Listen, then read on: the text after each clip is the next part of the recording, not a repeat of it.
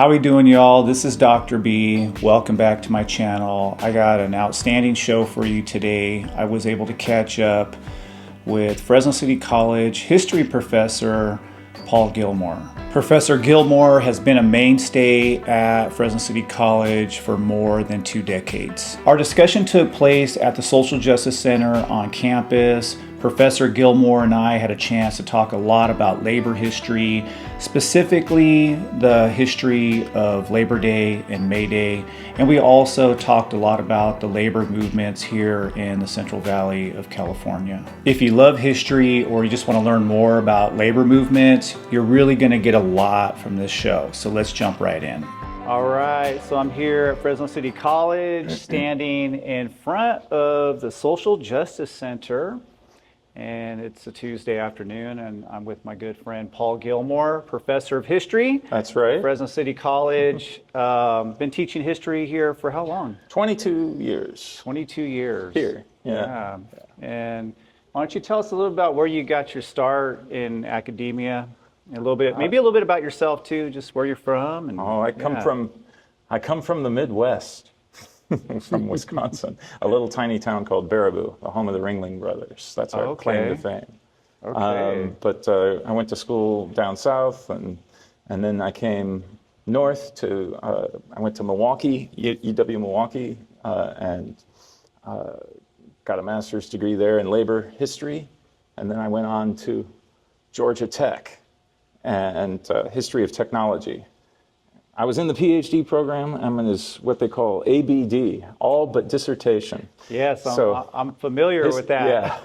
Yeah, I'm as all but dissertation as you can get. I wrote 300 pages into my dissertation, and then I got the full-time gig here and said, yeah, I think I want to just devote myself to teaching now. And I had 2 master's degrees, and I figured that's enough. Yeah, no, definitely. I mean, you know, getting a job like this is really a dream. This is like the best job that you could possibly have. And maybe you can tell us a little bit about your experience, you know, working as a community college professor.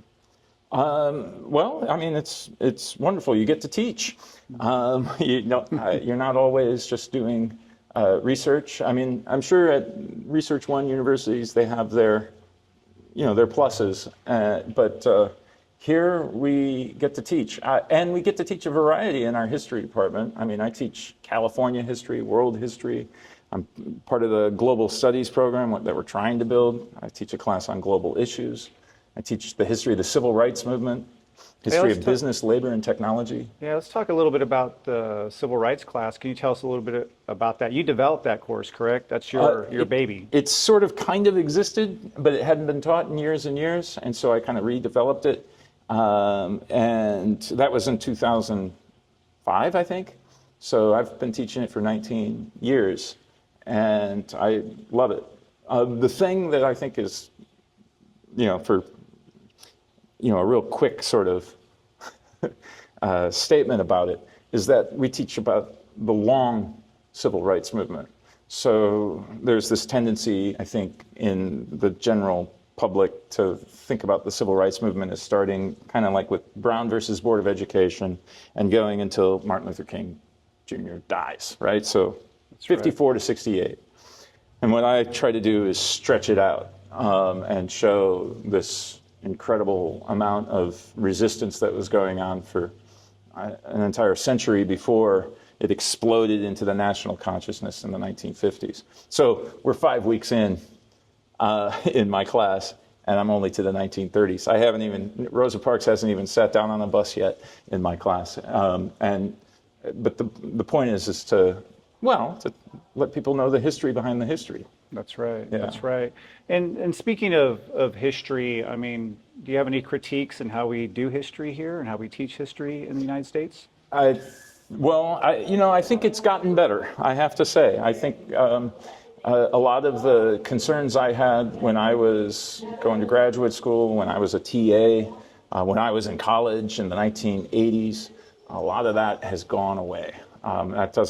It's not going on anymore as much. But there are still,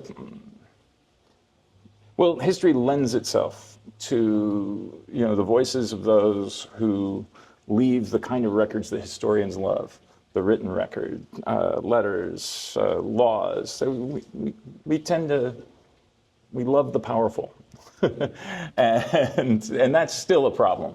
This is true. Yeah. This is true. Do you ever get from your students, I often get this, is like, man, I felt like I didn't know anything until I stepped into your classroom and learned a little bit of history about whatever topics we're discussing. Do you hear that a lot from your students, where they feel like they've been misled in terms of the history that they've been taught? Yeah, a bit of that. Yeah. Yeah. I think sometimes one of the great things about Fresno City College is we have a lot of people from other countries, and they've got an advantage. They know that they can compare. That they can, I mean, they're here, but they know something of the rest of the world, and they know that this isn't the only place. A lot of times when you're dealing with folks who, well, like when I was living in the Midwest or down south, you know, it's pretty insular, and there's nothing really outside of the United States. And so to have folks kind of treat the history with a little bit more, I hate to use the scholarly detachment as a sort of natural position for a lot of people who go to school here. You know, you don't have to tell them to take that position. They're already in that position, which is nice. Yeah. And then they'll say, I've never heard that before. But a lot of times I don't expect them to have heard it before. That's true. So who are some of the historians that have inspired you, or just people that you just love to read? A person that I love to read, let's see. Well, right now there's this guy named William Hoagland who talks, and I don't even do this history. I mean, it's like colonial history and American Revolution, and Alexander Hamilton. And he has a real healthy hatred of Alexander Hamilton. And you know, gotta read this guy. I mean, he's written several books about the first wars that the United States fought against Native American nations just right over the hill in the Ohio Valley. If you've ever heard of Wayne State University or Fort Wayne, Indiana, this is the general that's fighting those wars. And Hoagland is one of those historians who really takes people and their times seriously. He doesn't sort of read into the past this triumphant sort of America thing. He looks at George Washington and says, well, here's a guy who's got this new country. He's a big-time land speculator. He sees the land that he's got over in the Ohio Valley as stuff that he needs to make valuable by conquering it. And so, you know, he puts them right. It's not this sort of noble, you know, we need to spread goodness across destiny. Yeah, it's just a basic sort of story, and it's refreshing. And then the Wyandots, or you know, any number of other native peoples in that area, they're treated in somewhat the same way, right? Human beings of their time who are engaged in diplomacy against a rising power to their east. You know, I mean, that's a useful way to think about these kinds of things, rather than, you know, the kind of mythology that we typically learn. Absolutely. So, William Hoagland. Yeah. Well, you know, what I'd really like to talk with you about is some labor history. Labor Day just passed, and I know that you just gave a talk, right, discussing the history of Labor Day, and maybe we can get into that and maybe talk a little bit about May Day as well. Yeah. But I'm really curious about the history of Labor Day and how that came about, and just your thoughts on it. Well, Labor Day is a kind of odd story because Labor Day, as we celebrate it, first Monday in September. And the labor movement in the 1860s and 70s began to talk about doing this. You know, here we are forming these organizations. We're trying to celebrate the efforts of workers to create the country. It was, a lot of people saw it as kind of a patriotic holiday, and saying workers have a place in that patriotic story too. And so that's kind of the way they laid out Labor Day in September. The New York trades unions celebrated the first big Labor Day parade in 1882, and that was in September. But what developed in the 1880s was a sort of different tradition. Lots of people were doing this first Monday in September. But in 1886, a lot of the people, the same people who were celebrating the Labor Day in September, they called for a general strike of a kind. An idea that after May 1st, 1886, we're not going to work more than 8 hours a day. The 8-hour day movement, it became this almost religious thing. It became a crusade. 8 hours for work, 8 hours for rest, 8 hours for what we will. You know, and all these songs and pageants and parades. We need to get rid of this 10, 12-hour day. Steelworkers, at one point in this story, worked 12 hours a day, 7 days a week, 2 weeks straight, then worked a 24-hour shift so that they could spell the other person for 1 day off every 2 weeks. And then that person would work 24 hours, and you'd switch from the night shift to the day shift.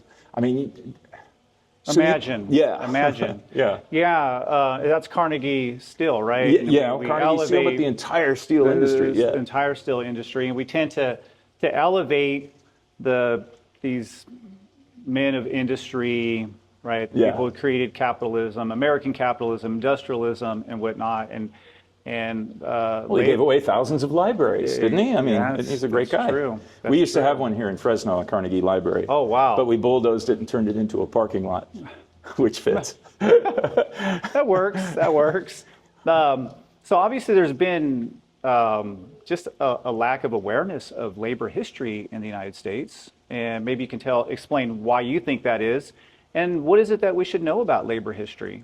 Well, I mean, there's a lot. There's a lot we should know, right? And there's a lot of benefits that we all have. You and I, as being a part of a union and having all these benefits, and the powers that be just didn't give those away. Right. History a lot of times is a whodunit. You don't want to speak in the passive voice. You don't want to say this just happened. You want to say who did it, and that helps solve a lot of problems. Who gave us the 8-hour days? Who freed the slaves? Once you begin answering those questions, or asking those questions in a serious way, you begin to get much more complicated answers than, who gave us the 8-hour day? Well, Franklin Roosevelt signed the law in 1938, and that became the 8-hour day law. And now, all right, that's one way of answering that question. But then the way I always like to sort of reframe it is, okay, who put that law on his desk? Right? Who put it there? And there you get the story of this mass movement of people working for decades. I mean, I just mentioned 1886, May 1st, that was supposed to be the 8-hour day. 1938, 52 years later, we get the 8-hour day. What happened in between? Well, a lot of wins and losses, a lot of fights over this, and some of it very violent. I mean, a lot of people killed over this kind of stuff. I mean, this wasn't a kumbaya kind of holding hands kind of moment. That's right. And can you tell us maybe a story, an interesting story about labor movements during that time, something that resonates with you, something that is unforgettable to you, and that maybe people should know about? Well, one of them and this deals with Labor Day, if we want to circle back to Labor Day. Absolutely. One of them that always gets me is the story of that moment on May 1st, 1886, when they said, okay, we're going to have an 8-hour day. And so bosses say, well, no, you're going to work 10 hours. And a lot of folks said, well, no, we quit after 8. So you have these massive strikes starting. Some 400,000 people went out on strike all throughout the country. But in certain places, Chicago being one of them, a huge number went out.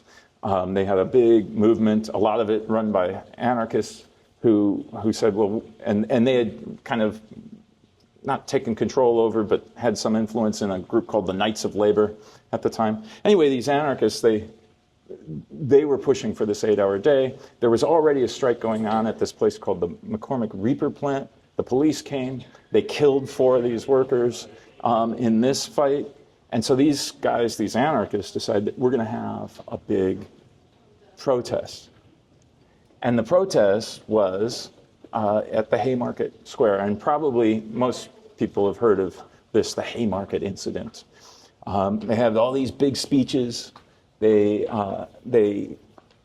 talk about how we're going to get the 8-hour day and all that. But, a lot of these folks were anarchists. They were talking radical stuff. Our cops have shot down 4 of our brothers, and we're going to, let's fight. It was dispersing. Late at night, they were dispersing. It was done. The rally was done.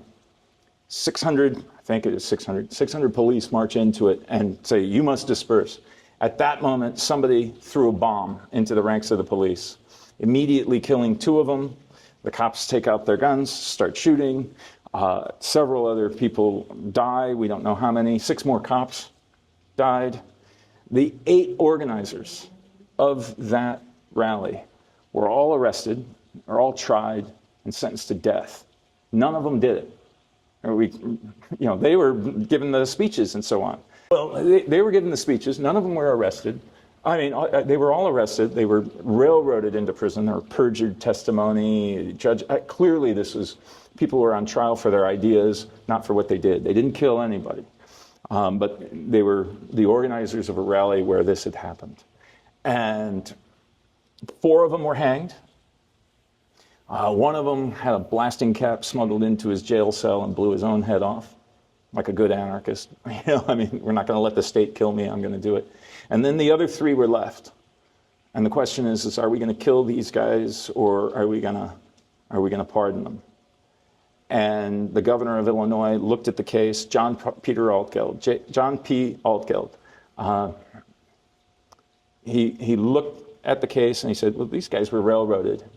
And in America, you can't be killed for what you think. And so he pardoned them, ruining his political career. I'm sure. But there had been a whole huge movement to create this, to get these guys their pardon. And it was a worldwide movement. I mean, in France and England and Russia and Italy, Germany, everywhere, people talked about the Haymarket martyrs. And that's why we celebrate, that's why the world has Labor Day on May Day, because of what happened in Chicago in 1886. That's why the world celebrates the International Workers' Holiday then. Right away after this happened, cities and states, after the Haymarket, so in 1887, states and cities began to name September as their official Labor Day. It wasn't official before then, but once they saw these radicals and everybody engaging in protests on May 1st is becoming the day, let's switch it to September, the more tame. So it's a crooked path to our own Labor Day. We celebrate Labor Day in September, partly because the authorities didn't want us to be doing this May Day thing. With these radicals. Yeah, because that's a red flag day. Oh my goodness. So that's a story that really resonated with me when I was coming up. Yeah, I love that. Well, we are standing here in front of the Social Justice Center, and maybe you can tell us how labor history, labor movements are intertwined with social justice. Well, when I first even ran across the words, it was in the late 1800s, early 1900s, and when people talked about social justice, it was almost synonymous with labor. The idea was that our society was socially unjust, and it's because people worked for wages. While people worked for wages to live, they had only their labor to sell, and they worked for wages while other folks who didn't work at all reaped all the profits and ruled the world. Mm-hmm. And that was unjust. So there's a kind of, of course there's a different definition of social justice for every single person out there, but I've always thought that labor is key to that story. And I wouldn't want to romanticize the labor movement.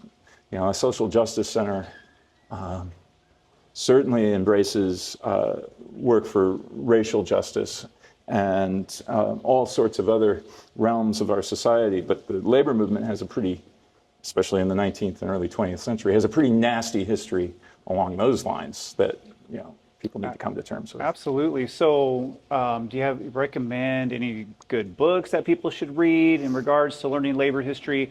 I'll be honest with you, I never learned labor history in a classroom. Yeah. It was always on my own. Yeah. And it just doesn't seem like that history is taught certainly in in our mainstream education system.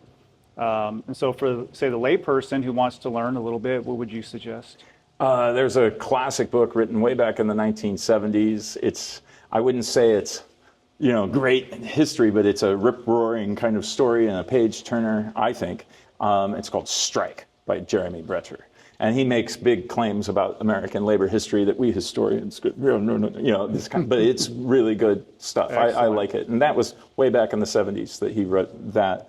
There's a book on the Ludlow Massacre, which was out in Colorado in 1913. Yeah, why don't you tell us a little bit about that? Because that story is pretty horrific as well. Killing for coal, right? I mean, it's about these workers in a John D. Rockefeller Jr. owned company.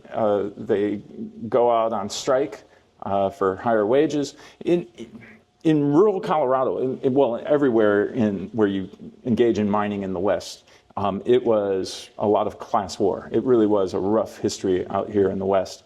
But up in the hills there, the whole cities would be owned by the mine company. So if you quit work, you're not only quitting work, you're kicked out of your house. So they had to set up their own tent camp. And so they engaged in a long time struggle with each other. Rockefeller's, Ludlow, coal, and the United Mine Workers, and so they're fighting each other, over this. And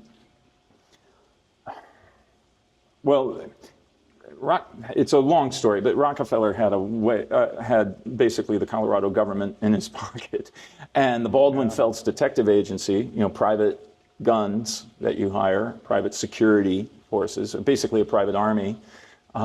He basically had those guys deputized to become the National Guard of Colorado. Now, it's always much more complicated, right? Of course. But in the end, they bring in their death special, their little armored car, into the encampment that the workers had set up. And there's a bit of back and forth, and they ended up burning down the workers' camp after some shooting back and forth. How many people are killed in this? 11 children and 2 women. They dug pits under these things, and the next day, of course, all their bodies were found under there, and it's called the Ludlow Massacre. But that touched off a war. It was federal troops who came in and ended that. I mean, that was the beginning of the story. Nearly 100 people are killed on both sides in that fight. National Guard versus miners who armed themselves, went into the woods, and just engaged in a war. Yeah. Which killed my kids. Yeah. Yeah, you can understand. These labor struggles are more than just marching and people out there going on strike. They're very violent in some cases on both sides. And a strike, even something like a strike, this is a huge risk on the part of workers. And most of the time, there was no law protecting your right to join a union. If you joined a union, you're fired. Right? And so you had to engage in these kinds of direct action. And the one power you did have was the power to withhold your labor. You make the machine run. But that meant fights, because that business is going to go bankrupt. Right? And so they're going to be either cave into you, or they're going to be really defensive. And the way to do that, hire some gun thugs, get some folks who are willing to cross your picket line, and then force your way through to reopen the plant. It's a recipe for violence. And a lot of people recognized it at the time. Even people on the owner's side said, this is not a way to get coal out of the ground. We're smart people. We can do better than this. We have since.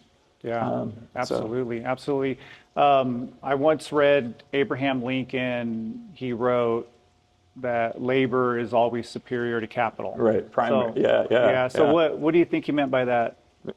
Well, Lincoln came out of a political tradition that we would call radical today, I think, but the idea of free labor.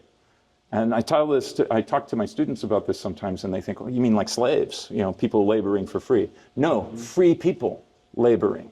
That is the exact opposite of slavery. Right, so in the 1850s, there's this whole free labor movement. We need America to not have slavery anymore. We need free labor and free labor alone. Now, Where does wage labor fit in on that? I mean, that was the question that people asked. And they said, well, you're not free if you're a wage worker. You're just renting yourself. A free person is somebody who's in charge of themselves, or maybe works with somebody else together, two independent people joining together in a kind of partnership to create something. That's free labor. Free labor is owning yourself and owning maybe some of your tools so that you can do what you want without having to sell yourself for wages, or especially without being enslaved. So that's the world he was coming out of. He wanted a world of free labor, seeing that wage labor was taking over. Not a radical by any means, but certainly, that was the idea that you would spend your whole life working for wages and never own yourself was, why work on the command of somebody else? That's why the 8-hour day was such a big deal. I get 2 more hours a day where I work under my own command rather than, so what if I'm getting paid for it? Yeah. It's the command of somebody else. My abilities go to somebody else. And what are you making? You're making, AirPods. Yeah. So sorry. No, I like it. I like where this is going. One of the things I find interesting is just how oblivious people are to how the world really works. It's the worker that produces everything. Yeah. Without the worker, we don't have all the stuff that we have, and that's why I think what Lincoln was saying resonates with me, because I come from a working class background and grew up around nothing but working class people, and saw the exploitation firsthand, just lack of opportunities, always just struggling, just to get by. Yeah. But yet they're the ones doing all the work. Yeah. They're the ones producing all the wealth. And yet we kind of have it the other way around. We tend to think that the ones who are producing the wealth are the ones who have it. Yeah. Whereas it's really the people who are working to produce wealth for others. Yeah. Well, they said, Carnegie made steel, right? Carnegie didn't know the first thing about making steel. Carnegie played golf. He talked a lot. Back in Scotland. He thought best golf courses. Yeah, he thought of himself as a kind of philosopher, and maybe he was. He was really good at putting together, a steel empire and so on. It helped that he had connections in the Pennsylvania Railroad. You or I couldn't have. Well, I could have done it. Being of Scottish descent, like everybody in the Pennsylvania Railroad, but most other people, that aren't Scottish men could have done it. But who made the steel? It was these workers on the shop floor, and they basically said, all right, Carnegie, you give us the money, we'll make the steel. And that was what the fight was about, over the hours and working conditions. Carnegie said, I'm the boss. And they said, well, no, you're not. We're the ones making the steel. We'll make it under our rules. We'll get you your money, but it's ours. And that was the fight that happened for decades. And another that thing labor history turned violent with, which the Homestead Strike. The Homestead Strike. 1892. Yeah. Maybe you could tell us just real quickly about the Homestead Strike. First of all, Carnegie was on vacation. Of course, he was always on vacation by this time. His partner, Henry Clay Frick, which is the perfect name for a villain, isn't it? We should have a mini-series on this one, right? Henry Clay Frick, he was the big Coke producer, not, Coke as in fuel for making steel. Henry Clay Frick was in charge, and he basically put up a giant wall around the entire works. He said, all right, the union that we've been negotiating with, we're no longer going to negotiate with. All your work rules that you have about how you're going to make the steel, forget about it. We own the place. It's ours. We're going to tell you what to do. We're going to make you work 12 hours, 7 days a week. These folks said no, and so Frick locked them out. It was the plan from the beginning. He wanted to break the union. And he brought in hundreds of Pinkertons and tried to float them on a barge down the Monongahela River. I don't know. It's there's 3 rivers, right? 3 Rivers Stadium, Monongahela, Allegheny, and Ohio. These are trivial. He's floating them down, right? Down to escort a whole bunch of strikebreakers into the plant. These guys are armed to the teeth, these Pinkertons. the entire town of Homestead turns out and basically says, we're not going to let you land here. And there's a huge firefight, guns on both sides, several people killed. And in the end, the Pinkertons surrender and walk this gauntlet of angry steel workers you can imagine. That's a rough one. At that point, basically the whole point of the thing was for this to happen. They bring in the troops and they occupy Homestead. It's basically martial law until the Union was crushed. And that's the last Union in steel of any significance, again, until the 1930s, when the United Steelworkers come. So for 40 more years there, we have this kind of system. You know, when Carnegie gave all those libraries away, you know, he gave away almost all this money. And he said, where did I get all this money? And of course, these workers are like, yeah, off of us. That's where you got all this money. But most cities took those libraries. You know, he paid for the building, the city staffs it and buys the books. That's the deal. It's kind of a nice little deal. Yeah. Wheeling, West Virginia, coal and steel, right? Wheeling, West Virginia said no. There's got to be one place on this green earth where Andrew Carnegie can't get a monument to his money, so they built their own.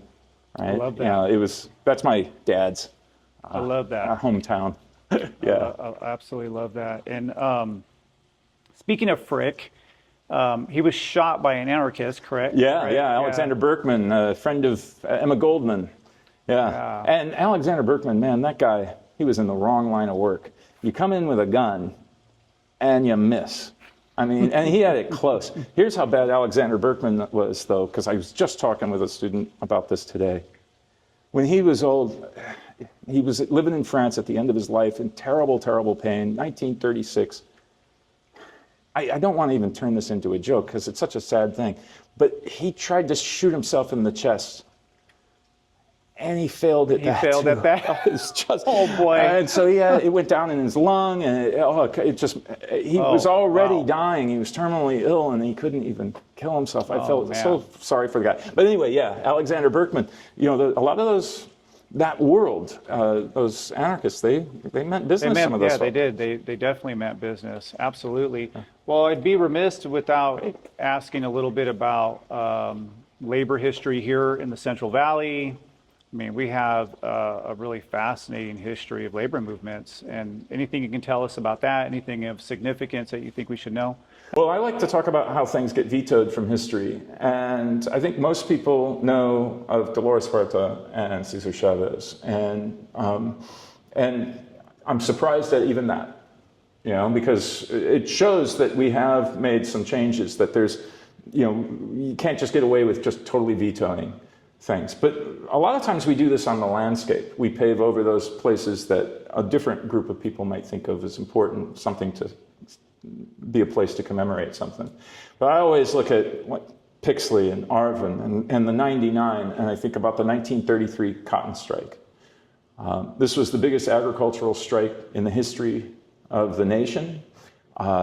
Tens of thousands of people said, we want to pick cotton for $1 for every 100 pounds, which was poverty wages itself, but they were getting paid 60 cents.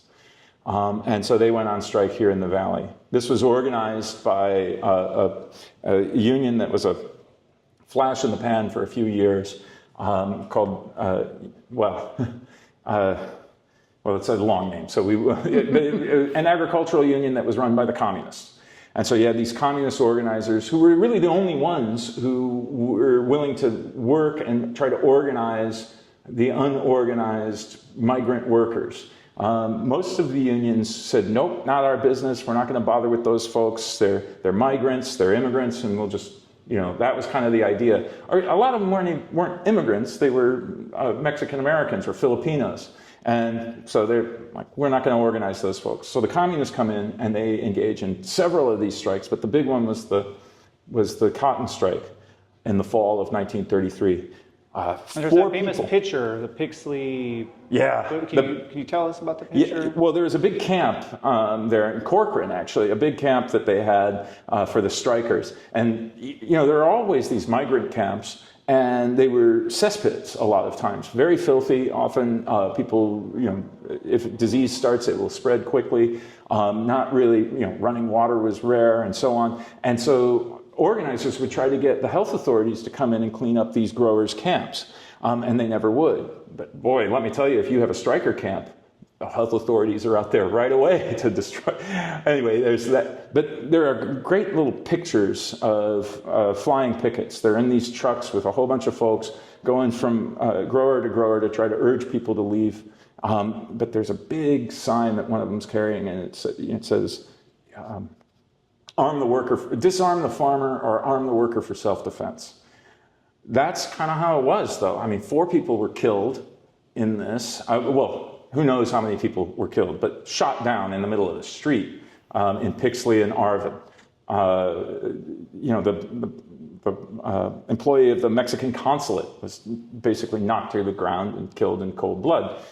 This was a really big moment here. And they didn't win, and there was no permanent organization in the fields.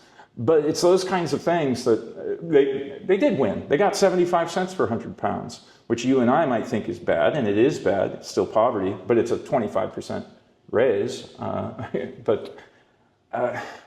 It's those kinds of stories, though, where folks are organizing workers who had been kind of spit on, even by the organized labor movement. And it's those kinds of stories I think we kind of veto from our history in this valley. And we should bring them back. We should investigate this more. Now, there's been a lot done in recent years. There's a lot of really good stuff about cross-border stuff.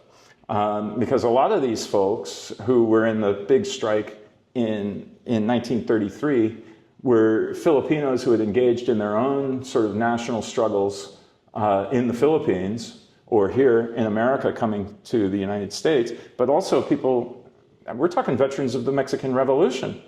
They're coming up here and picking cotton, having this kind of political experience. So it's not just some organizers from New York coming out here, communists, to organize folks. It's people drawing on their own revolutionary traditions in their own countries. It's really a fascinating story. Yeah, the history here is definitely really interesting, and I've yet to find something that's really definitive on the labor history here in Central Valley. I don't know if you have any. Is there anything? No, there's a great book called Dark Sweat, White Gold about that strike, and that's one that's really connected to that cross-border story that I told you. But no, there's the way labor historians have done things over the years is always small monographs. We're going to do a story of this city or this particular strike or this particular union, and the big overarching stories are kind of rare. I'm blanking on the name of the guy who just came out with a book on California labor history, a big general one, 100 years of labor. A lot of times those books are commissioned by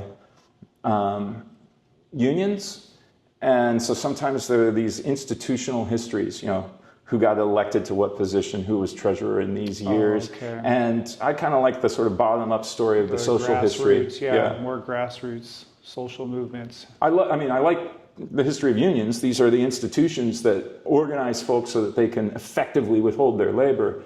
But I like working class history, not just union history. Absolutely. Yeah. So you volunteer your time here at the Social Justice Center, and as a result of all this hard work, getting the center open, you were given some release time to kind of run the center, and maybe you can tell us a little bit about that and what your role is here and what you think this place is all about. Well, my role, the basic technical stuff is to manage the volunteers and try to come up with the calendar a little bit, work with people outside of City College to do events and schedule those things. And we've done a bunch of them already and have a lot more planned in September and October on all kinds of issues. Law and social justice, we're going to be doing a series on that. We're in the midst of doing a series on homelessness and housing and the new ordinance that we have here in Fresno. So there's all that kind of stuff going on. But I think long term, the Social Justice Center is what the people in the Social Justice Center make it be. It is, in other words, what it does, what the people do. We had this beautiful opening, and we have this nice space, and it's good to have it, but we need people in it to do that kind of work. And one of my priorities, it's not the priority of everybody, but one of my priorities is to try to make it a hub so that folks from off campus who are engaged in whatever kind of social justice work have a place where they might be able to meet with students who have like minds and want to get engaged in whatever issue it is. So we can sort of have the folks here meet with, it doesn't have to be a huge number, 5, 6, 10 students, and try to get them involved in the rest of the community. I think that would be a great service. And then a kind of clearinghouse. There are several churches in town with social justice cohorts that are into this kind of thing. Well, wouldn't it be great if we could be a hub for them and help them exchange their information here? So anyway, that's what I'm really excited about. I'm excited about everything, but that. Yeah, same. I just think there's so many opportunities for the center. Social justice issues just are so wide-ranging, and of course here in the Valley we've just got so many issues that people are dealing with every day, whether it's homelessness, food insecurity, issues with the police, and you name it, everything under the sun. We had a panel last week. It was our second one on homelessness, and we had a panel of people who are just in the shelters or just off the streets, and just question and answer. What's your life like? How do you get along? It was, it's really important. It was a group called We Are Not Invisible, and another one, the Fresno Homeless Union. It really was something though. You literally step over people every day in this neighborhood, and to have 2 hours where you just turn and you say, all right, what is your life like? We make all kinds of assumptions. Oh, they want to be out there. Oh, they're wanting to do this, and and then you just talk to 4 people, just 4 people, and you can see how you just want everybody to have experienced that. We had 50, 60 people there, a good turnout, but wouldn't it have been wonderful if a couple thousand people were there just to you're going to listen to us for a couple hours, see what our lives are like. It was really something, and I'm hoping we can parlay that into more and maybe help folks alleviate the horrifying conditions out there. So we're sitting down now here, and this is such a great spot here in the Social Justice Center. We have some amazing art. The place has got a really great vibe. It does. And best place in town. Really looking forward, like you were saying, to the opportunities. And I totally agree. This place is what the people decide to make it. And we have a lot of opportunities, and I'm hoping people will feel comfortable enough and coming in here and organizing or having talks, discussions. And of course, we want people to know as well that this place is open. Yeah. The time, what exactly? 9 to 3, Monday through Thursday. So 9 to 3, Monday through Thursday. And sometimes we have events during those times, but most of our events are walk-inable. So if you come in and there's something going on, join us. And we're more than welcome to share a little bit of time with you and walk you around. It's not that big in here, but we have a lot of wonderful art, has a lot of history as well. Yeah.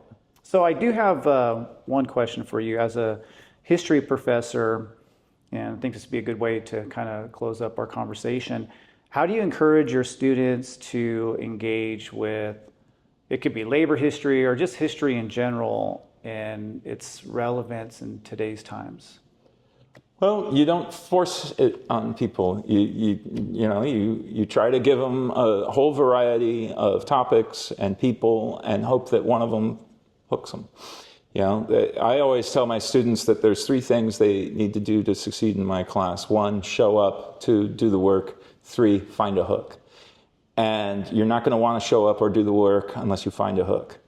And I'm going to try to give you 175,000 things that you might be able to sink a hook into, and you need to find 1 or 2 of them. So I don't go in there saying I'm hoping that somebody's going to come out being some kind of labor historian. I go in there hoping that somebody's going to find a hook. And a lot of the times it's women's history, sometimes it's general straightforward political history. All of it is useful. I think the way to find a hook, though, is to make that connection with their own lives, that the past isn't really the past, that there's a reason why things are the way they are, and it's not because they're just that way, it's that they've been made that way. And I think you can learn that lesson 1,000 different ways. Absolutely. And ask the question of the 8-hour day. How was it made that way? It's not the way it is, it's the way it was made. But you can ask it of anything else too. Why is there racism in the world? Well, it was made that way.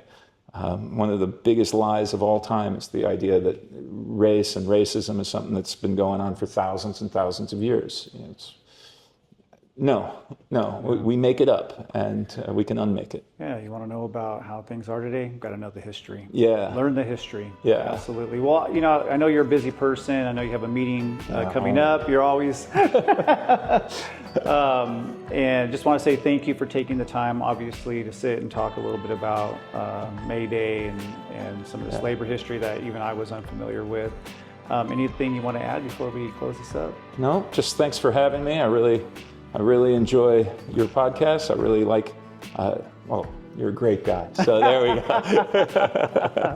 Well, I appreciate you joining the show, and hopefully this will be just, one of many. You've been on the show before. This is your second time. So maybe sometime I'll tell you about the West Virginia miners, how exciting that would be. Absolutely, absolutely. Again, thank you, Paul. Appreciate it. Until next time. All right.